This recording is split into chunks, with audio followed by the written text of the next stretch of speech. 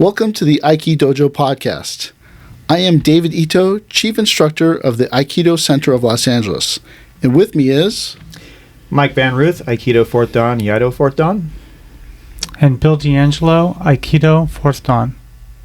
So I think we have another listener question. We do, Sensei. Today we have a listener question from Chris, whose question is, what is a student of traditional martial arts? Or what does it mean to be a student of traditional martial arts?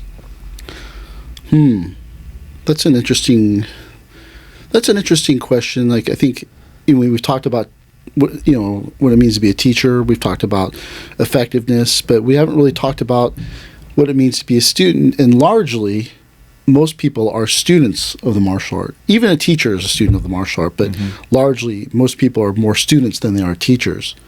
Right. So that's a very good question, and I think that it really comes down to an understanding of what it means to be a student. Not so much, and all of us have been students in our lives. We've all been through kindergarten, grade school, high school. Some of us have done college, grad school, professional school.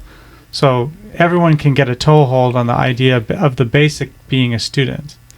That's true. But in the martial arts, there's a whole other tangent to Absolutely. So maybe we explore what it is that is the next level. But all I'm saying is that the general idea of student people can grasp, and maybe we could start with that. Like, what is the basic idea of student before we jump into what the next level is? What do you think, Sensei, the basic idea of being a student is? Because you like to talk about basics. I know for you, basics is everything. So what is the basics of being a student? Well, what they say is the best student does the right thing at the right time. But then what does that mean? And that is open to interpretation. So, I guess I can tell two different stories. So at this dojo, we have Watanabe Sensei and me. So Watanabe Sensei is the quintessential traditional martial arts student. And I am the modern martial arts student. Okay. But he has a set of skills that I don't have, and I have a set of skills that he doesn't have. Okay. So I'm not really even sure if you can have someone who has both. Because to be dogmatic, you have to be dogmatic and can't think, and your creativity is a different thing. But then if the modern student is more creative and has a different idea than a traditional student, the quote-unquote traditional student. So when you say dogmatic, what do you think the qualities of the very traditional, because I think you're setting up this idea that there's at least these two different categories. So for someone who's really maybe coming to this and doesn't have a lot of experience, what are the qualities that you would put in the camp that Watanabe has, and what would those qualities be? Well, see, a traditional student, if you think about this idea of shu ha ri, shu stage, it's all memorization and rote. The ha stage is about details, and the ri stage is the breaking the mold and kind of creating certain things. Most people today want to jump right to that ri stage. Right. Americans don't ever want to be in the shu stage of rote learning. They just they don't want to learn it by rote. They want to know why. Well, yeah, that's where I was thinking is that when you get new students coming into our school, you often get into this circular round of questioning. Well, what if I do this, or why are you doing it that way? And you're not even there yet. So let's talk about moving your feet. But it's also, to be fair to the new student, they're coming from a intellectual tradition of questioning, where it's a Western philosophical system where they're taught how to learn that way. So they're coming. This is why I think this is a very good discussion of what it means to be a student of traditional martial arts. You have two different learning systems, and the Western student's not wrong. It's just that system is not the same system as a Japanese martial art. No, I mean, Japanese philosophical systems are not the same as Japanese martial arts systems. So maybe we could get into, because you're talking about Watanabe and the dogmatic system. What are the basic building blocks that when you come in to learn Aikido at our school, which is a very traditional school, for the first, 10 years, 15 years, what are the good things for you to do that will help you learn as a student to be a good student? And I put good in quotes because I try to be very not judgmental about this. But well, that's the thing, is it comes back to this idea of hive mind, right? There are no individuals in Japanese culture. Right. Only like the pop stars and film people, like only the famous and rich people are individuals. Wealthy, rich, royalty. Everyone else is part of a collective. Right. So anything that you do which harms the collective makes you a bad student. So for instance, like if you say, I want to dye my hair blue. Right. I'm a student and I want to dye my hair blue. In a traditional setting or under Furuya Sensei's method, no. You get that, you dye your hair blue, get out of here. Because your blue hair would distract the other students or cause a craze where everyone's dyeing their hair blue, and then you're kind of moving away from this traditional style of learning, right? And so the seniors are always supposed to be calling the juniors and being able to develop this perfect setting for people to learn martial arts, tea ceremony, ikebana, or something like that. So anything that you would do which is out of the box or outside of what everyone else is doing is frowned upon. Okay. And so when you think about like this idea of the amount of time between when the teacher says Bill and then you say hi is supposed to be the measure of your ego.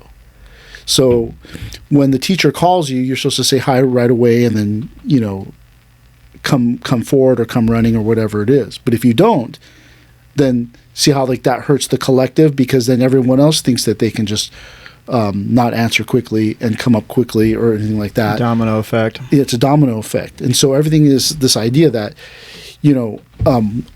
like when I was a student, we weren't allowed to do like adventure sports. We weren't allowed to do anything but Aikido. Mm-hmm. If Sensei found out that you did something other than Aikido, he would just ignore you, or he would kick you out. So we're talking about this idea. We weren't allowed to do like adventure sports. Skiing, don't do skiing. Don't do skiing, don't do... I remember one of the students hurt his ankle doing basketball. And then he's at the dojo, limping along, ankle taped up. And, Sensei just being mad at him, but that person's still training. That person didn't take their 3 weeks off to heal their ankle. Right? And so there's this idea that you can't... You have to be completely devoted to your training as a traditional student. Watanabe Sensei trained 7 days a week for 17 or 18 years. 7 days a week. Yeah, it's pretty incredible. Missed very few days, took very few vacations. Right? So that this idea that you have to be devoted to your training, but what does that mean? And so when we think about the studies between me and Watanabe Sensei, like he came 7 days a week for 18 years. I can't remember the days where he took a day off intentionally. Yeah. There might have been a day he slept in or something like that. But for me, I took days off all the time. But Right. you can't go by me as the modern student. Well, I guess you can't really even say that I'm like a modern student, because I'm very autodidacting. So it's unfair to compare a modern student versus me, not because I'm great. It's because I have a natural talent that most people don't have, which is I'm autodidacting. So like before I turned 1 year old, I taught myself to walk, talk, pee, and poop. My parents just opened the door and I was going to the bathroom. They just looked over and I was walking past the door. And they just heard me talking. And they're like, whoa, what? So they didn't like go, this is how you do this thing. They just, all of a sudden I was walking. All of a sudden I was talking. And I wasn't even 1 year old yet. Dang. Right. And so I'm very good at Miranai Keiko, watching and observing and copying. Right. Right. So that's why it's like it's hard to compare me versus a modern student. But what about so I'm just trying to think like being the student, whether it's Watanabe style or your style, you come into the dojo, you're training traditional martial arts. It's not like Western style. So you can't you watch class The teacher demonstrates a technique. The style is not to say, "Excuse me, Mr. Sensei, why are you doing it like this?" How does the student prepare coming to class mentally to receive the training? Like, what should the mental preparation be for a student to be able to maximize their training? Well, that's the mental preparation that a student has to have is you have to, again, that shoe stage, rote. Don't think about it, just do it.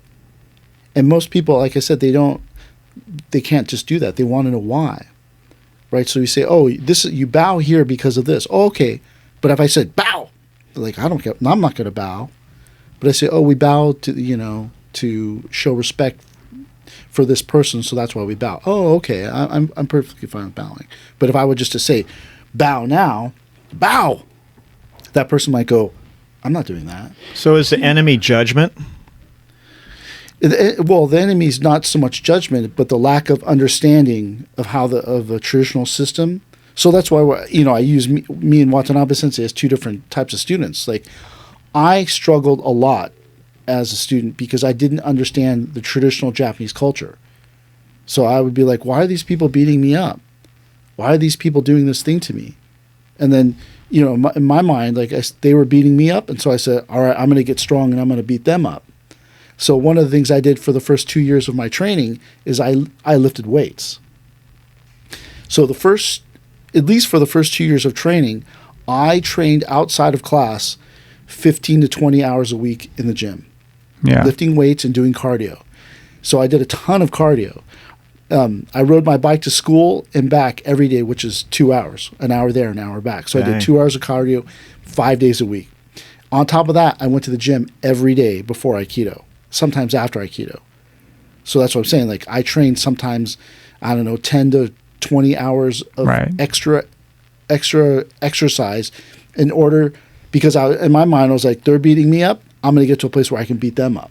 Right. They can beat me up with the technique, but I'm going to beat them up with the cardio. And then one day, I was like this, stretching over my head. And one of the students went, "Dude, do you lift weights?" And I go, "Yeah." And they go, "Oh, man, no wonder you suck." Damn. You're like trying to throw a robot or a rock person. And then the whole group was just crumbed on me for like the whole meal about me lifting weights. "Sensei, this person, that person. Oh, you're lifting weights. I can't believe it. Oh, what a waste of time. You're never going to get good at Aikido." And I was just like, okay. And then at that point, I stopped lifting weights. I missed a little bit. And then I still did a ton of cardio. But it was frowned upon to lift weights, but I still did it. It was frowned upon. Like, one time I went to dinner with everyone, and they all got like steak or chicken or something, like, or fish. And then they're like, "Who got the salad?" And I go, "That's me." And then it's the whole table. "Oh my God, you're eating a salad? What are you, a bird?" And just making fun of me the whole time. And so I was like, it was a pain in the butt to order a salad. I remember we would go to Japanese food. Everybody would order ramen, and I would order chicken teriyaki and just eat the chicken. And then one time we were eating lunch. Their ramen came out fast. My chicken teriyaki came out slow. And then they finished their food really quickly, got up, and then they said, "We'll be at the supermarket." And they just left. My food hadn't even come out yet. And I was all, damn. That's one of those rules. You don't want to order something different because the way the orders come out, you don't want to be that last guy standing. So what did you take away from that as a student? They all hate me. I thought until even after Sensei's death that he hated me, because every time I did something, I was scolded and it was frowned upon. "Oh, you ordered the chicken teriyaki, everyone else ordered ramen. Okay, we're just going to leave you.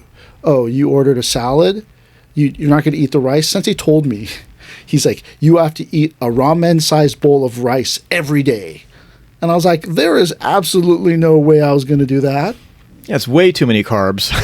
But he told me like to gain more weight because I'm too small. And I was like, "Have you seen the size of these pythons?" No, I'm just kidding. But like, yeah, I mean, Yeah, I mean, I thought they just hated me. So because everyone treated me so poorly, and everything I did was wrong. And it's not like I was in the middle of the class going, "Excuse me, Sensei, I have a question." We're not even talking about that. We're talking about just the things that you do in your daily life. Sensei would make a comment, and then you'd be like, "I guess I don't do that anymore." Yeah. And so it was really, I struggled a lot in the traditional system because I didn't come from structure. I didn't come from a household that had rules and did all these things, and you had to act a certain way. You could order whatever you want at dinner. We didn't have that. But it seems like this structure that you're talking about, compared to the structure in class, is the downside of some of the traditional martial arts. Because to me, the strictness of training in the class itself, where you have to just do what you're told, and in 5 years the value will be there. Like just doing Tenkan. Do Tenkan, do Tenkan, do Tenkan. Yeah, it's so abstract. Yeah, it's very abstract, but eventually you learn that turning and getting into a certain position will allow you to do multiple techniques. But not being able to order a certain meal seems at some point maybe potentially abusive. So to me, there's, doing Tenkan is not abusive. It may be very abstract, but 5-10 years in, all of a sudden you're like, wow, that's one of the differentiators between Aikido and Judo, for example. But not being able to order a meal at dinner, that's not a differentiator. That just sucks. Well, it does suck, but you develop a certain edge and sensitivity. Like when you go to dinner, now when we go to dinner, everybody can order whatever they want. But in the old days when you went to dinner, no one ordered anything but water or tea for to drink. Right? Because you didn't want to be the nail that sticks up. Mm-mm. When you went to dinner, you got to the table, everyone was sat. You would sit, you would order your meal, and not order something crazy or expensive or start, playing with the server. "Oh, what's your name?" Start, flirting with that person. There was none of that. You ordered your meal, and then after the order was taken and the person walked away, then you could get up and use the restroom and wash your hands because, you just came from class, so your hands are all dirty. Then you could do that. But if you left the table before the food was ordered, oh, my God. Oh, yeah. You get it. A big no-no. Well, I think to me, there's some distinctions to be made. I think what you're talking about is that, and here's where I think there might be a statement to talk about being a good student. Like the idea of being a good student at dinner is about following etiquette. And I think what you're describing is following proper etiquette. Proper etiquette is when you get to dinner, you sit down, you order in according to your rank, or maybe it's not rank, but the teacher orders, the students order. You don't leave before proper time. You order a certain amount in terms of the price appropriate for the restaurant. That all seems to me to be proper etiquette. But being ostracized because you want to eat something healthful for your own constitution, that seems to me to be a little bit wonky. Well, but see, again, it's that. What did I say in the beginning? To the definition of a good student is doing the right thing at the right time, right? Yeah, so sure. Expressing yourself. So, like, let's say if you just take out the emotional aspect of it, Sensei wants to go to the supermarket after we eat. We have no time left. We got to just get this food, eat, and go. So then everyone orders ramen, which is really, really quick. Not to hold back the group, you order ramen so that everyone can get going.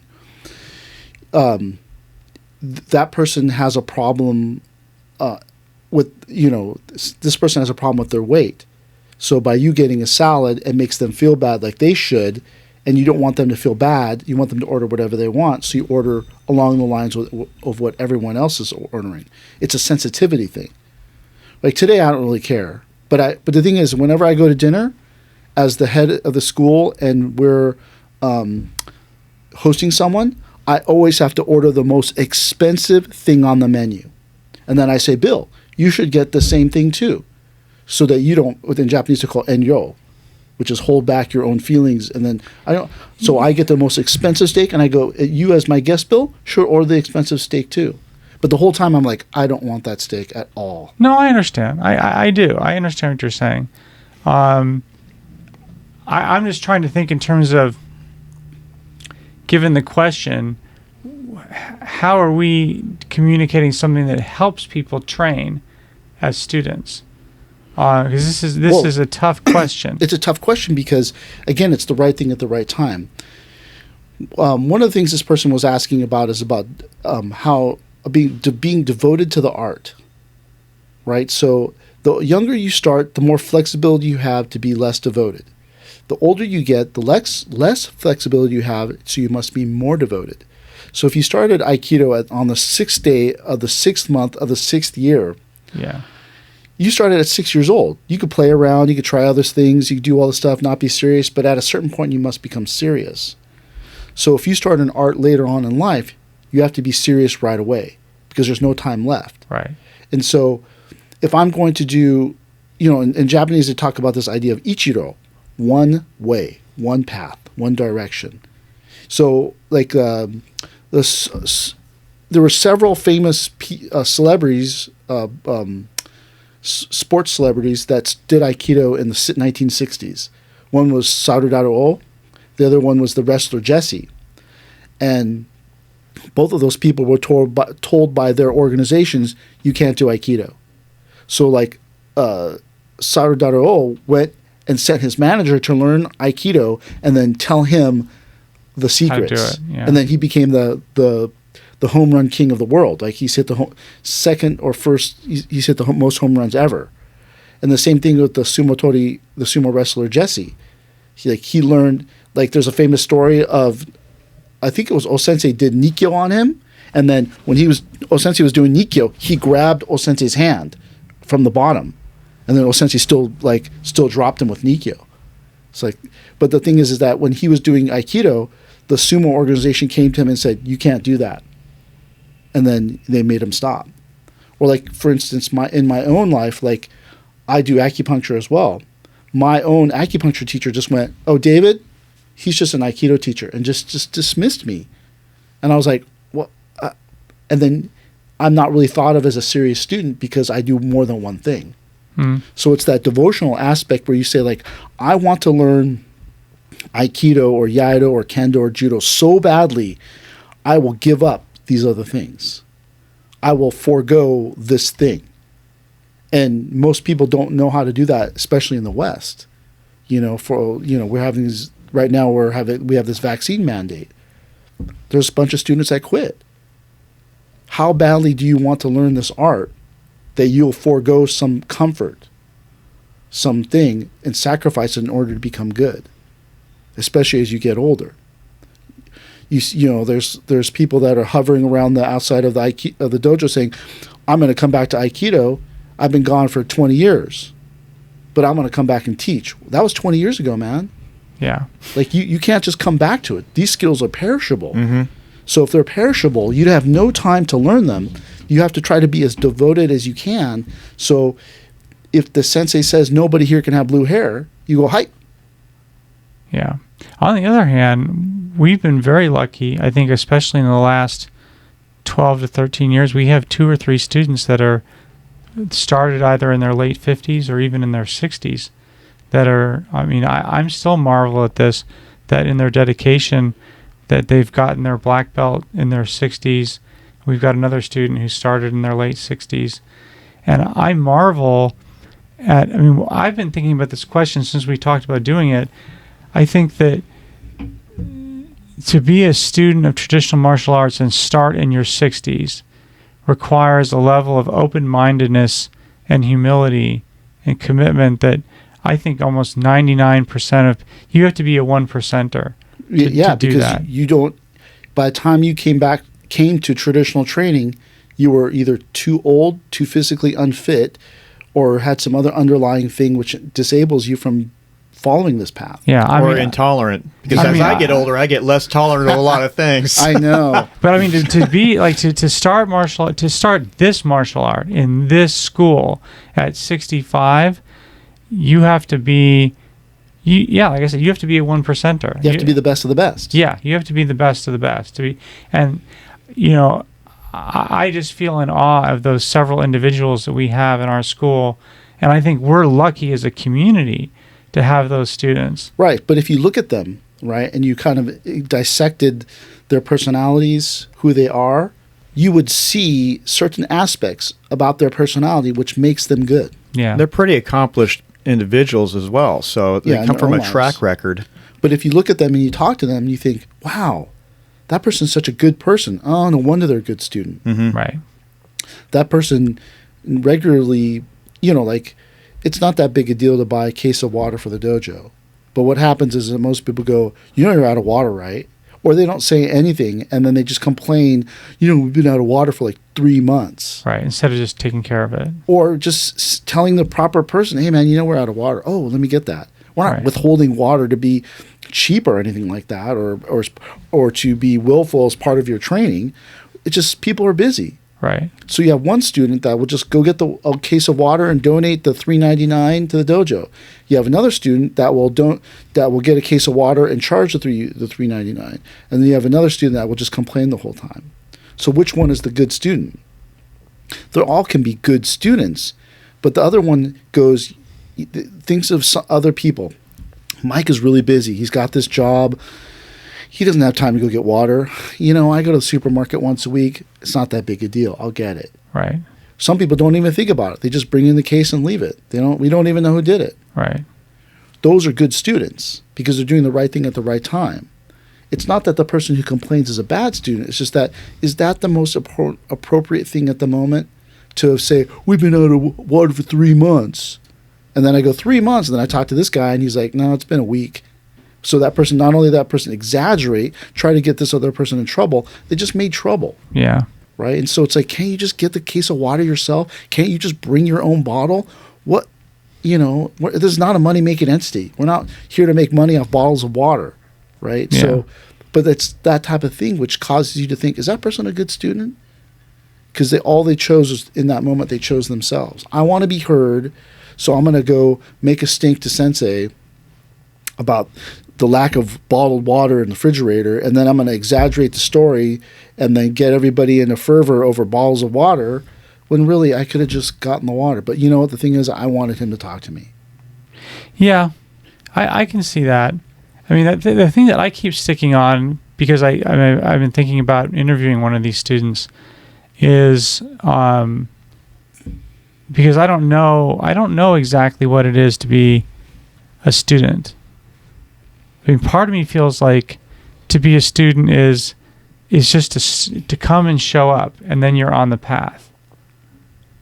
And everyone is at a different, like if the path is a number line, everyone's on a different part of the number line. That's true. And once you the first time you show up, you're on the path. You're a student, and being good is just sort of a relative definition of where you are on the path. If you're 8th Dan, you're just farther down the line, but you're still like Sensei's the original teacher, I guess, in some sense. And everyone in our lineage, yeah. In our lineage, right? Sensei's the top, and everyone's a student of Sensei in some sense, even a spiritual sense if the Sensei's passed away. But I think what I keep coming back to about these very inspiring older students is what allows us to do traditional martial arts is a certain humility. Like in the old days, because the three of us kind of reminisce about this, to be able to go through the gauntlet of being beat up, it created a certain humility. You had to fight back, but it beat into you a certain humility because you went through that gauntlet for years. Fewer years for you maybe, but still it was a couple of years. And I think to start this martial art at 50 or 60 or 65, you have to have a certain inner strength as a person. Well, and also you have to have let go of some stuff. That's right? A good point. That's a good point. The thing about the problem with the Furuya Sensei's old method is that sometimes it breaks you. And for some people. For a lot of people. Mm-hmm. And then when you become broken, you can't move forward anymore. Right. You hit a plateau, and you don't have the skills, knowledge, experience or whatever it is to move forward. Right. So, in the beginning, everyone beats the hell out of each other because it's all physical.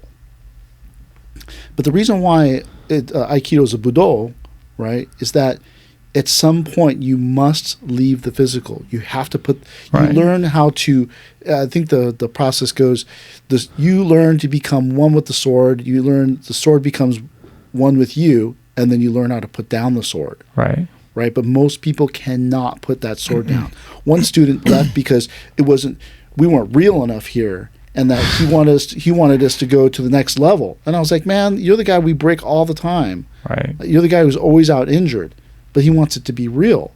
He wants it to be real because something inside of him says, I feel this way, and I need to feel a different way. And being able to throttle people is going to help me. No, it doesn't going to help you. Right. Well, you can't fight people because they're not wearing a mask in Trader Joe's. Right. You can. That's a super empty victory. Right. You beat them up. You went to jail, but you know what? They're going to wear a mask every time they go to Trader Joe's or not. Right. But that's the thing. So the physicalness, you have to leave it behind at some point in your training. So you think so for you, it's changed in our dojo now, and there's a benefit to that change, and the students coming through our process now have a different, and let's say a better path that allows them to adapt. Maybe not better is not the right word. Different.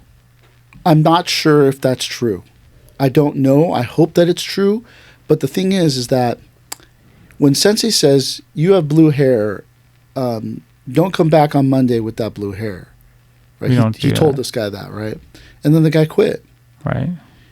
He has to explore whether he's asking that person to cut their hair, dye their hair a different color for their own reasons or for training. Right. That person is distraction, that person is this, whatever the reason is, right? But then the thing about it is that like we talked about the vaccine mandate that came out. Right. If I'm pretty sure, maybe you guys can weigh in on this, that if Furuya Sensei were alive, this would be a 100% vaccinated dojo. There would be no, you could still get your 72-hour positive. He would say no.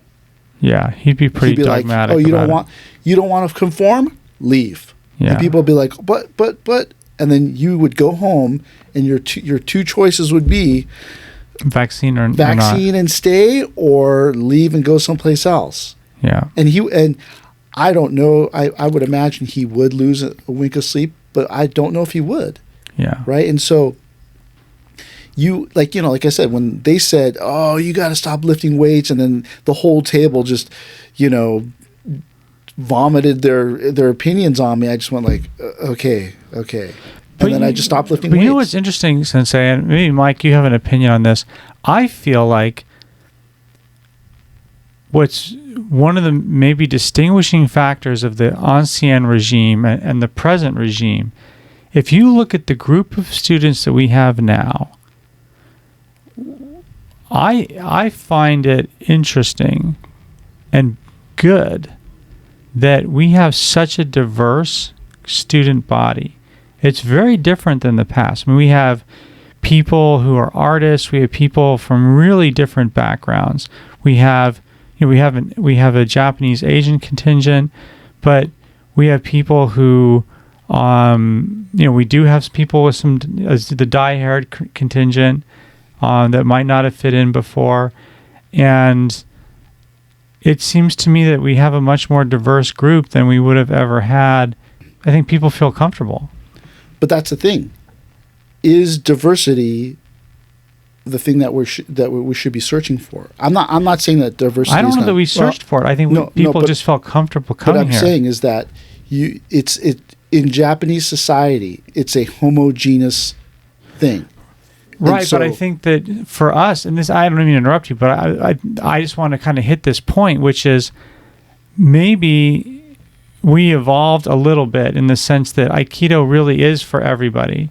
Right, but the thing is, we won't know until the end if I'm right or if I am wrong. Right, sure, absolutely. And the hardest place to be in is when you get to the end and you go, oh, no real students? I didn't develop anyone of stature?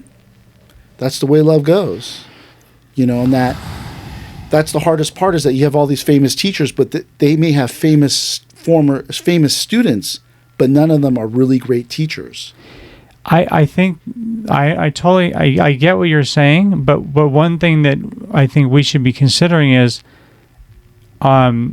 there's multiple criterion in terms of what we're developing, because there's the old Faria sense, which is I think what you're talking about, which is, are we developing strong Aikidoists that can carry the dojo into the future, which are high-level practitioners, both at the physical level and the spiritual level. But there's another sense in which I think you can judge our success, which is how many people have been touched by Aikido, and there's this young student in one of my classes who you and I have talked about this, that she wanted to potentially lob in a question about how to integrate the aggressiveness of certain Aikido techniques with Aikido philosophy. And I don't want to get into that in this podcast, but what I think was interesting about it is people who come to our classes are actively thinking about the message of Aikido. And that's another level of which to judge your legacy, is that people really actively think about the difference of Aikido. Well, I think that is definitely true. And I don't think about my legacy. I just go, well, that's just the way it's going to go. Yeah. It's more fatalistic. But what I do wonder is the quality of the student. When Watanabe Sensei got his black belt in 2 years. I got my black belt in a little less than 4, like 3 and change. Everyone at our level in our time was getting their black belts within 5 years. Before 5 years, like 3 to 4 years. Yeah. Today, most people are getting their black belts 5 to 10 years. Yeah. So when I look at the students, I don't know if my teaching is better. I don't know if less discipline is better. I don't know if diversity is better. I don't know. But what we're talking about in this podcast is the student and the mindset of the student. Every student will have had questions then and now. Yeah. But does your question prevent you from training? Does your question, hamper, like the two ranks in which people quit the most in Aikido are third Kyu and third Dan. Yeah. So what happens is that at both times they have the same crisis of faith. I don't know if I should be here. I don't know if this is going to be working. I don't know if Aikido's real, whatever it is. But it always happens somewhere around third Kyu and somewhere around third Dan. And one of the things that happens when you're second Dan is you want to make Aikido effective. You want to make sure that you're effective, that you're able. And then so that's why third Dan you're like, I don't even understand this, and then you just quit.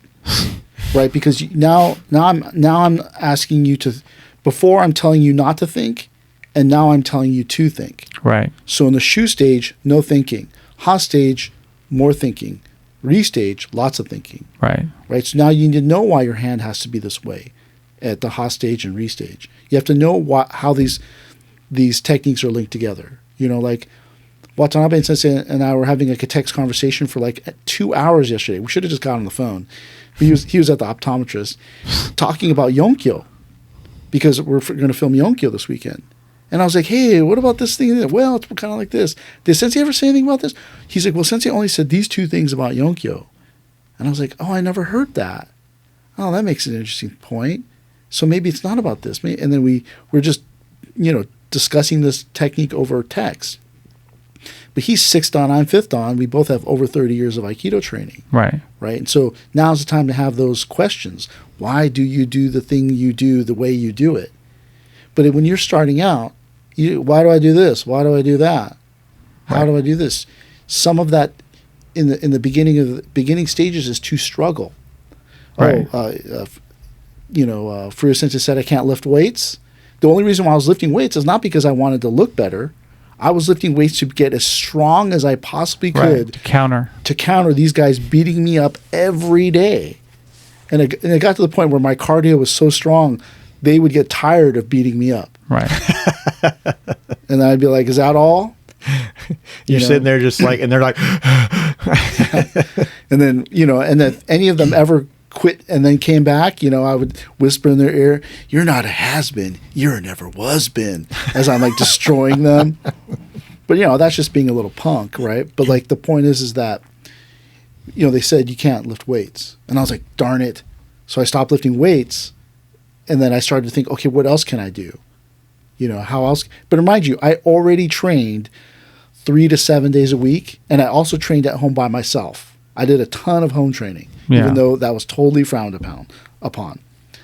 So I did a ton of, but I mean, it's how badly do you want to learn this thing? And what are you willing to sacrifice to get it?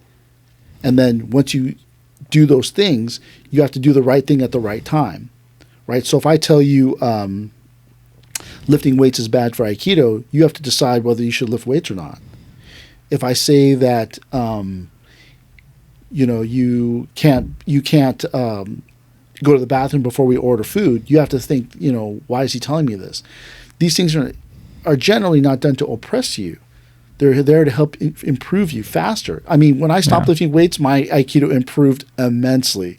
Because before I was all blocky like this, and then now I started to move.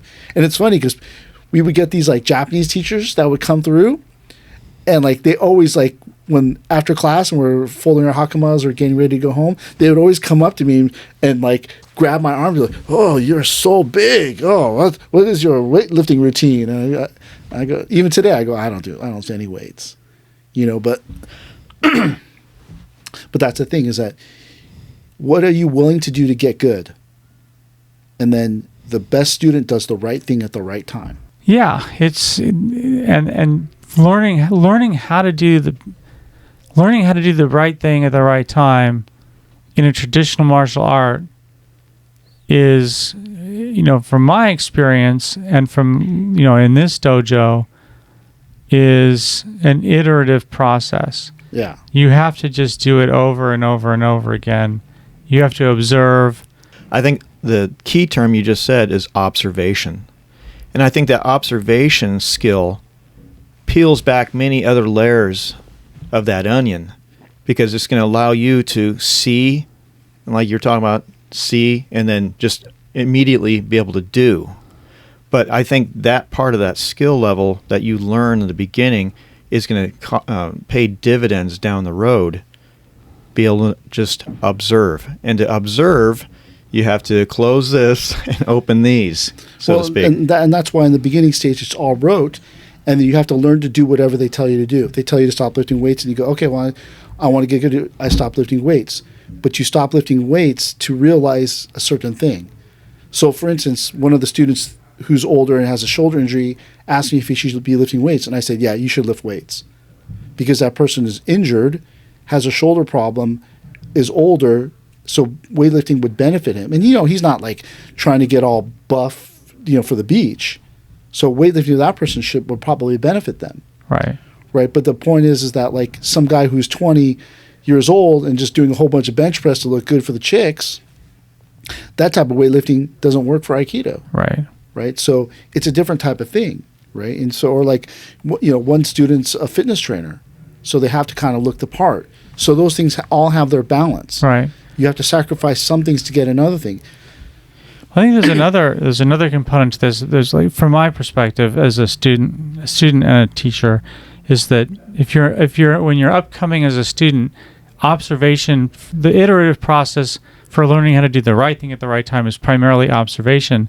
But there's built into the traditional structure, if you need to ask a question, you can ask without going to the teacher. You can go to your seniors. Yeah, you're supposed to. You're supposed to go to your seniors. So if we're trying to educate the student on this podcast, we would fail them if we don't tell them that if you want to ask the question, it's okay, and it's the proper thing to do to ask your senior. If you have a question and you're about to make a mistake, you should ask your senior, like, hey, I don't know, do I bow here at this time, or if I'm doing cleanup, do I do it this way? And then that way, by asking the question, you don't make a mistake that's easily, fixed. Well, that's what it's supposed to do. But if you have a weak senior, you have weak seniors in the middle, that's where it all falls apart, right? And so the seniors are the people that set the culture. They're the people that set the tone for everything. You don't know what to do, you follow the person in front of you. They set the example that you follow. Right. But if that person in front of you is not setting the proper example, then the whole thing falls apart. For the seniors, they've got to be smart enough to know to ask the teacher, because it's sort of their responsibility. They have to ask each other. The seniors have to work together and ask each other, and then when they don't know, they have to have enough humility to swallow their fear to ask the teacher and say, I don't know, and then they may get in trouble. Yeah, but that's the thing. Most seniors don't. Yeah. Very few seniors will come up to me and say, hey, did you mean this thing? Right. When you told me that thing? No, I meant this. Oh, okay. Right. But what ends up happening is they just do it, and I go, what the hell were you doing? And then you make a mistake. And then they go, I thought you meant this, but I didn't. I was too afraid to ask. Right. And then so this whole thing's totally messed up. Right.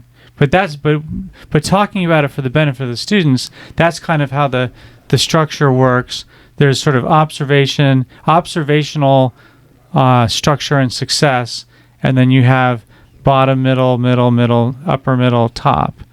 And that's kind of the traditional system, right? Right.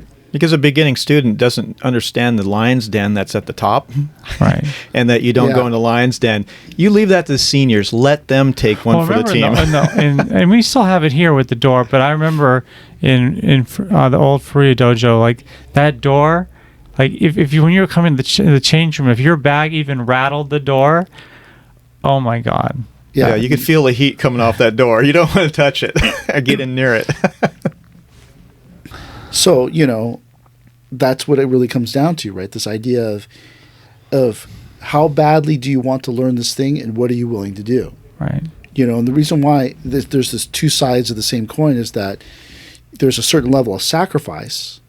You sacrifice certain things to get a certain thing, and then there's doing the right thing at the right time. So the sacrifice is that I don't order what I want because it messes up the group dynamics and all these different things. So I sacrifice that. But by not ordering the wrong thing, I do the right thing so to not mess up the dynamic, right? So that's the hard part about when we do certain things where, sometimes when I go visit a dojo in another country or something like that, I can't eat anything that I want because I'm the person that's going to be teaching all these classes, so I can't just eat anything I want. So the students have to know that. Right. And so because I have to sacrifice, those students sacrifice. But what ends up happening, like, we're going to pizza. And I go, I can't eat pizza. Right. Or like, who wants ice cream? And I go, I don't eat ice cream. Right? But that's that hard part, that people have to know what if you're going to sacrifice, the right thing would be for me to come and help you. Right? So then you have that sacrifice and the right thing. So those things are paired. The sacrifice of what it takes to do traditional training and be a traditional student, and doing the right thing at the right time. Should you lift weights? Should you not lift weights? Should you, like in the old days, like in this current Iaido administration, everyone has to have the same sword, same colors, same everything. In Furuya Sensei's day, it not only it was everyone had to set the same length of sword, so everyone had a 28, which is really, really short. One time, this student who's like almost 7 feet came and said, oh yeah, I want to sell you this sword that Furuya Sensei bought for me when I was a student. I was like, ooh, this thing's going to be long. I get it out, it's 28 inches. And I was like, what the heck? That's because everybody in that day used a sword that was 28 inches regardless of their height or weight, right? But then that's that thing, right? Like, the right thing at the right time is for you to use that sword. But later on, and you sacrifice by using a shorter sword. But later on, you could express yourself and buy a longer, heavier, whatever sword. But in the beginning, it's best for your training to do these certain things. And so you sacrifice certain things. I don't get to go to Monday Night Football because I have to come to the second half because I go to the dojo first. That's okay. I mean, you sacrifice this to get this. But what happens is some people go, I wanted to go to Monday Night Football, and then Sensei won't let me. and then they quit because, he won't let me do what I want. No, you said you wanted to be good. In order to get good, these are the things you have to do. Right. And if you don't want to do those things, how are you going to do the right thing at the right time? And how are you going to get good? Especially if you're starting Aikido at 51 years old, and then the sensei tells you probably should stop doing Krav Maga, BJJ, Tai Chi's on Saturday, and all these different things because there's just no time for There's no time. If you want to get good, you have to pour everything you got into getting good at Aikido. That's it. But then today we go, sure, you should probably go on vacation. You should probably lift some weights. Do whatever you want because I don't have the fortitude to go, you don't want to get vaccinated? Hamon. Get out. I don't have it. I go, okay, let me see what I can do for you. Yeah. Trying to be more inclusive. But in the old days, I'm pretty sure Furuya Sensei would be like, this is a 100% vaccinated dojo. If you're not vaccinated, get out. Well, but I'm allergic to then you need to leave. And if he would say stuff like, oh, then you need to leave and you should go focus on that thing and getting better, and then you could probably come back. Yeah. And you're like, damn. Oh, you're allergic to something in the vaccine? Well, it sounds like something you should probably, get your health back and get in better shape before you come back. So you should probably just leave and then walk away. And you're all, huh? Yeah, there's definitely some things from the past that might have been stricter. Oh, yeah. Whole lot. Dude, I don't even know what it would have been like for Furuya Sensei to be alive during this pandemic. It would have been awful. We would probably all had to train during the pandemic, all masked and gloved up. We would have to be bringing Sensei's meals in, breakfast, lunch, and dinner. See, that's the part that it's the supplemental part that would have been, because he got stressed and upset a lot. So you can imagine put him under like this worldwide health crisis. Oh yeah, it would have been horrible. There would be no, I'm not going to pay my dues anymore. He'd be like, get out, never come back. Yeah. And you're like, what? Oh, I'll pay my dues. There would have been like 99% of the people still paying their dues if Sensei was still alive. There would have been no, well, the pandemic and I have this problem, and like, that's okay. Then obviously, traditional training's not for you. Sensei would have said this whole thing, which is obviously Aikido is not for you, and then slam the door. I think when we talk about these aspects of Furuya Sensei, when I try to distill from all of this, and maybe Mike has an opinion on this too, what it is that Furuya Sensei is doing, and whether we want to continue that in a different form, comes down to the student who can live through those experiences is demonstrating a certain quality. And I think that the quality is that to do this type of martial art requires a different level of commitment than you would have in certain other activities. And in certain Western disciplines require a high level of commitment too. But it's just that this was Furuya Sensei's way of signaling to people, look, if you want to do this, this is a difficult endeavor. And I'm trying to help you focus and understand that commitment is required for this path. And I think that's what he was trying to get at. I think so. It wasn't a pleasant way of signaling that, but what he was saying was, look, this is hard. This is difficult. It's going to pay off for you, but you're going to have to walk 10,000 miles in bare feet over glass. And that's kind of what he was saying. Well, when you try to explain to people outside the dojo about Furuya Sensei, and they would either think you were lying, or they thought that was the craziest stuff ever. Right, but I do because really, they couldn't fathom that level. But I'm trying to figure out, when we're asked, what does this mean about being a student? I really think that, for the three of us, have a job to translate what these experiences mean for students that don't have this experience, or for students that are considering a traditional martial art. I think what this means is it means commitment. Yeah, I mean, that's where Well, I mean, that's what we're saying is this. It is commitment, but it's that you have, in order to commit, like I said, like it's Monday Night Football. You know, the Raiders are playing the Packers, whatever the deal is. All your buddies are going to be there, and you got to go to class. Yeah. Can you choose training and missing the first half over going there and getting there for the pregame? Well, I get to watch all my friends on Facebook out playing golf on the weekends, and I don't ever get to do Mike, it. which podcast did we do where we talked about desensitization? The stress inoculation. Yeah, because I was thinking about, we're talking about this is signaling commitment, but it's also like the student who can go through these difficult and negative experiences gets learns and develops a desensitization so that they gain like a superpower. Well, but then by doing that, you're testing them.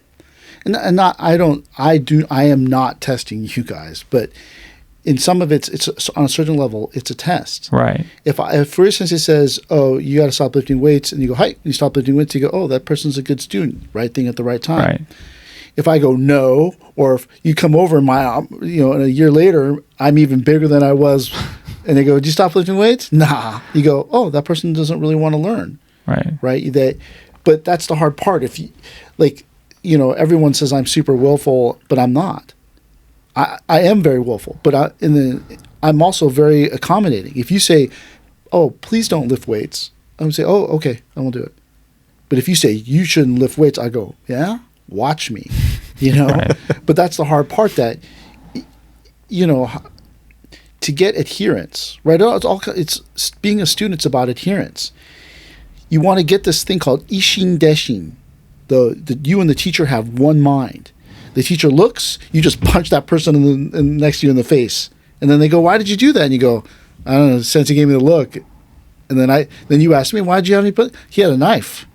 So is that, because I've been sitting here trying to think this through, this whole podcast, Ishindeshin, is if the student after this podcast, is trying to write things down and figure out like what they need to do to, come to the next class and feel energized and excited about class, like what would be like the one takeaway that we'd want the students to have? And this Ishindeshin seems like maybe that's a good thing to have as a takeaway. It's a takeaway, but it's almost impossible. You guys should know as you spend time traveling with me. So, but that's the thing. If we think about it as being an Ishindeshin thing, that's a very hard thing to grasp, right? Because you have to spend so much time with the teacher that when the teacher wants at that moment. So if you watch like this documentary on Shintaro, the guy who played the blind swordsman, what was that, Zatoichi, he talks about in that documentary about how he's training these young actors that when his hand comes up, the cigarette has to be in there lit. You can't wait. And then if you wait, then he gets all mad at you. Because you're trying to like develop this sense of timing, right, connection, and all these things that you're flying with me, and they go, oh yeah, Ito Sensei will want this on the flight, as opposed to just bringing up, hey, or like what one of my assistants did one time, and he said, do you want something to drink from Starbucks? And I said, yeah, give me some. He didn't know which one to bring, so he brought the green. I said, green tea, just get me a green tea latte. He forgot to ask hot or cold, hot. So he brings a hot one and a cold one and just reaches it out. And then I just looked, I'm all, oh, clever, and then took the one I wanted. And I go, next time you should ask, but you should just remember, oh, he'd probably want this, or you probably want that. Right? But that's the thing, is that like they say the best teacher is the teacher which is the most unreasonable. You can't reason with them. Oh, but Sensei, this is this thing. Oh, the reason why I don't do Tenkan right is because of Mike. Oh, they don't want to hear it. They don't want to hear it. They're unreasonable. They go, I don't care. Yeah. Do it this way. And that's where it's a hard part, is to show your earnestness. You have to listen, and then that's where the teacher can change your technique this much. One degree, and then your technique is improved. Right. As opposed to explaining it to you, to turn your wrist over, and you go, I don't get what he's saying.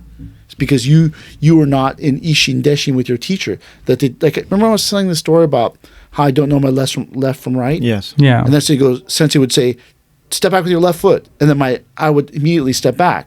But I don't know my left from right. But it's just that we're so connected, I would imagine, or I'm so afraid that when he says step back with your left foot, I automatically know which foot he's talking about. So is a key point here that we're talking about is developing that level of sensitivity that ingrains into so many other things. Right. And so when we going back to this idea of ordering food, right, that you are scolded because of the things you order, but then you become sensitive to it. So when you go to your potential in-laws' house for dinner, or you go out to dinner with your potential in-laws, you're not ordering the steak when everyone is a vegetarian. Or you ask this girl on a date, and you're like, yeah, let's go on a date. And you take her on a date, and you take her to the best steakhouse in town, and she's a vegetarian. And you go, sorry. This would lead into a martial sense where you're walking down the street, and like, that guy over there is... Yeah, it's across the street. Yeah, you sense it right away because your sensitivity level's so dialed in. You're just like, right away. Yeah, you would know that you're about to be attacked because you have this sensitivity. Or you know that the teacher is not in their best shape because they're sick or something, and so you step in front. Isn't there an old story that the sword master, he's sitting there, his attendant has a sword, he's holding it, and the attendant's going, you know what? Yeah, I know this story. I can probably, he doesn't have a sword, I have a sword, I can probably attack him right now. And all of a sudden the teacher's like felt this uneasy feeling like he was about to be attacked. Yeah, it's a famous Japanese and then he's story. like, he goes, and he talks later, he goes, yeah, I felt like I was going to be attacked. He goes, well, I was just thinking about, my possibilities would be in attacking. So all of a sudden he's like, okay, my senses were correct. I did sense an attack. Yeah, that was Yagyu of Yagyu Shinkageru. Right. But that's a thing, right? Like you can't develop that sensitivity within yourself if you haven't trained to do it. Right. And so that's where the teacher yells at you and does all these things. So like think about this idea of making clay, right? So I read all these books on traditional learning, and one of the stories is about this person had to make clay as a potter. And so the teacher was so meticulous and was like yelling at him every day, oh, you did it wrong, and all these different things, that he spent all this time learning about clay. And then what ended up happening is that at the end of that, at the end of learning how to make clay, he got upset and quit, and then went to a different potter. And then the potter was like, oh, man. And that person's pottering became really good because he's like, oh, man, this student's so good, knows how to make really good clay. But then that person in that article couldn't add up, oh, that person, the beginnings of getting good is to making this clay. And then the person was so strict on me that I had to make the clay perfect. But now that I left this person and went to this other person, they were like, oh, my God, this guy's so good, he makes the best clay. But they never talked about how good that person's art is. He just said he makes very good clay. Right? But that's that thing, that the teacher's trying to develop your ability to learn, your sensitivity, and all these different things, and they do certain things to you. And then you have to learn to obey, not because you're their slave or subordinate or servant, but that you're trying to learn something so intricate that when you look at someone, you'll know their intention. Oh, that person's going to attack. Because you've learned to feel the teacher the whole time and going like, oh, sensei's mad today. So the teacher becomes your opponent, so to speak, in traditional learning, the old ways of the samurai or stuff like that, the teacher was always your opponent. So there's the Itoryu swordsmanship. He had the two head students fight to the death. The second in command killed the first in command, and then went on to become the head student, and then killed the teacher. Mm-hmm. Right? But it's that thing where like you. That's why one of the reasons why fathers are never teachers to their children, because you have to create that animosity that it's not you, it's Mike, and then they hate Mike, and then you come in after they become good, and then you fine tune them. Mm-hmm.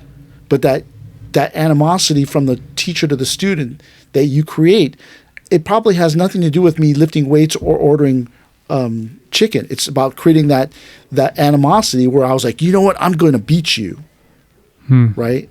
So they're going to make me do this. I'm going to beat them. I'm going to beat them at it. And then you try to beat them. And then by trying to beat them, you learn to get good. and then later on, hopefully you kind of mend the relationship, and then you guys can become friends again or something. But generally, it's not like that. Generally, you leave and you hate the teacher, and the teacher hates you, but you're really good. Right. You know, and that if you want to see different type of traditional learning, watch Jiro Dreams of Sushi. Oh yeah, it's a great movie. He talks about, when the student gets to a certain level, I kick them out and they can never come back, and I tell them never to contact me. They're on their own now, and then life is their teacher. And then one of the people that they interviewed, he said, "Oh yeah, I haven't seen my teacher in like 8 years. I still never sleep with my feet pointed in his direction." That's like a respect thing, you know. And so you think that was so long ago, but aren't you the master now? But then you talk about this whole idea of being the student and becoming the master, and it's such a difficult thing to understand. Yeah. But that's the thing, is that like the teacher slaps you. Sometimes they slap you because they're just being mean. Sometimes they slap you because you did something wrong. But sometimes they slap you to wake you up. Right. But then you don't know the reason why they slap you, so you spend time thinking about all 3 or 4 reasons why you would get slapped. But then in the end, you realize the slap was for you. And it helped you jog your memory, not act that way, and do certain things. Isn't that style of slap a Zen technique, or isn't it derived from Zen techniques? Could be. We don't know, because we don't know. Is it because you're having a bad day that you slapped the person? Is it they really made a mistake, they needed to be slapped, or were you trying to help them by slapping them? I don't really know, right? I am the poster child for having a mean, strict, unreasonable teacher. I can tell I can tell you a story. I remember I was probably like third or second Q, and I was in law school at the time, and so I was coming to training like almost every day, pretty close to every day, and because it was very close to the old dojo, and I was dating Dana Anderson. You may remember Dana. I do remember Dana. And I had convinced her to come watch practice. And First Sensei was not teaching class. I think Ken was teaching class. But I think he must have heard, when she walked in the dojo before class, I told her, have a seat on the blue mats. And he must have heard that she was in the dojo. And he called me up. And he's like, "Bill, come up here." And he called me up there, and he excoriated me. I mean, he screamed at me for like 15 minutes, like dressed me down. To this day, I don't even remember what he said. But I mean, I walked into that dojo like this tall. I left like this tall. I was 20 minutes late to class, and I got into class. I kind of did my thing, changed out. Dana's like, "What did you do wrong?" And I'm like, "I don't know." but the whole point was, I think, is like Sensei didn't want me to like go out in class and like beat people up and look all badass for my girlfriend. He's like, you're gonna be like little junior. I think it was like, don't let your ego get big. It was really interesting because I was always doing work for the dojo. But like that incident, he didn't assign me anything. He just literally yelled at me for 20 minutes. I mean, I have stories like that too, where Sensei does something to you which is supposed to help you in some way, but it's really just like this painful story that you now look back and laugh a little bit. I laugh now. Yeah, but then but that's the hard part. Was it there to help you? Was it there to hurt you? Like one time Sensei and we had a visitor come, and we took the visitor, the person took the class, and he did all these crazy things and tried to like totally rough me up. And after the class, we took the person to lunch, and then we drove them across town to their hotel. On the way back, Sensei goes, "What do you think of this person's Aikido?" And I'm driving the car, and here we go. And I just went, "Oh, that's fine. He's pretty good." So he goes, "No, what do you really think?" I go, "Oh, he's all right." He goes, "No." And he said, "No, tell me what you really think." And I go, "Oh my God. He sucks. He needs this. You should be doing this. You should be doing that, the same thing." And then Sensei just looks at me and goes, "You think you know everything." And then just dressed me down for the rest of the car ride home. The trap. It's totally a trap. And the whole time I was like, why would you ask me these questions if you thought? That is such a trap. Full on. All those things are you fall into these little traps where he perhaps we don't really know the impetus, but like perhaps he sees some ego in you. Right. Because I remember in the class the guy tried to choke me and I got out of it. He tried to pull some BJJ he learned on the internet thing on me, got out of it, and did all these things and just worked that person over. So maybe he Sensei watched that and thought, oh, David thinks he's all that. And so I need to kind of like dress him down a little bit. Yeah. But I mean, there are several times where, like one time Sensei goes, we're starting this dojo in Long Beach. Do you want to be the instructor? And I said, no. Right. And he goes, well, why don't you do this thing? I go, I don't want to. Were you at Cal State Long Beach? Yeah, I was at Cal State Long Beach at the time. And he was like, why don't you just do, and I go, I don't really want to. He goes, well, why don't you get it off the ground and then we'll bring someone else in to teach. And I go, fine, I'll do that. See, I knew you wanted to teach this whole time. Everybody. Trap number And I was 2. like, what? Dude, he did that same trap to me like 3 times. Yeah. One time Did he fall for it every time? Every time. One time he said, why don't we're going to open up a dojo in Pasadena. I need you to head it up. And I go, I don't want to.